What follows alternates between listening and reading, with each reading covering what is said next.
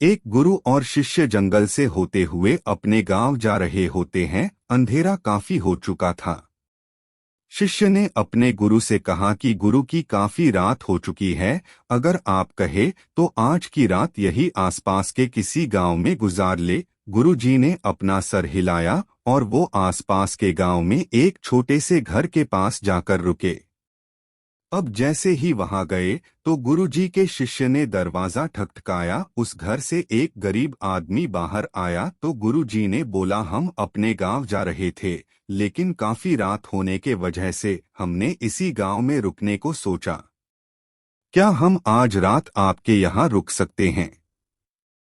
गरीब आदमी बोला, हाँ क्यों नहीं, आप दोनों अंदर आ जाइए। अब जैसे ही गुरुजी अंदर गए उन्होंने देखा कि उस आदमी के घर में बहुत ज्यादा गरीबी थी।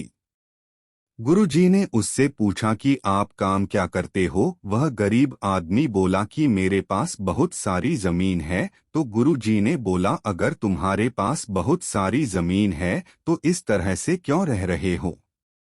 वह आदमी बोला, यह किसी काम की नहीं है। गांव वाले बोलते हैं कि ये बंजर जमीन है, यहाँ पर कुछ भी नहीं उगाई जा सकती है और वहाँ फसल उगाना बहुत बड़ी बेवकूफ़ी है।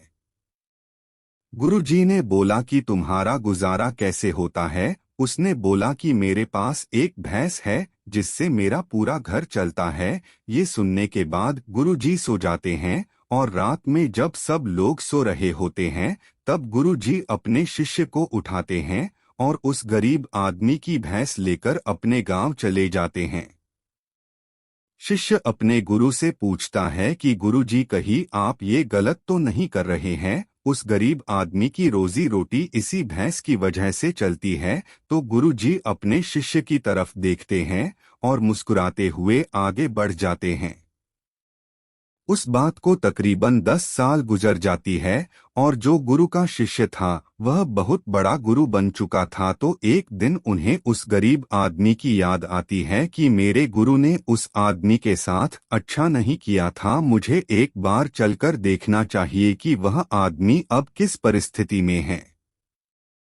वह शिष्य उस गांव की तरफ जाता है और वहां जैसे ही पहुंचता है तो वह देखता है कि जहां पर उस गरीब आदमी का झोपड़ा था वहां पर एक बड़ा ही आलीशान महल बन चुका था और उस झोपड़ी के बाहर जो बंजर जमीन थी उस पर फल और फूलों के बगीचे थे। तभी उधर से उस घर का मालिक आता है। शिष्य उसे पहचान लेता है और उस आदमी को बोलता है, तुमने मुझे पहचाना? मैं अपने गुरुजी के साथ आया था, हमने एक रात के लिए आपके यहाँ रुके भी थे। वह आदमी उसे पहचान लेता है और बोलता है कि उस रात में आप कहाँ चले गए थे?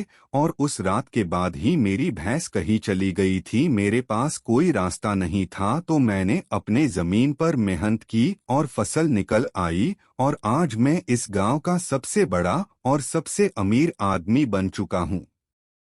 ये सुनने के बाद शिष्य के आंखों में अपने गुरुजी के लिए आंसू आ गए और उसे ये बात अब समझ आई और वो रोने लगा।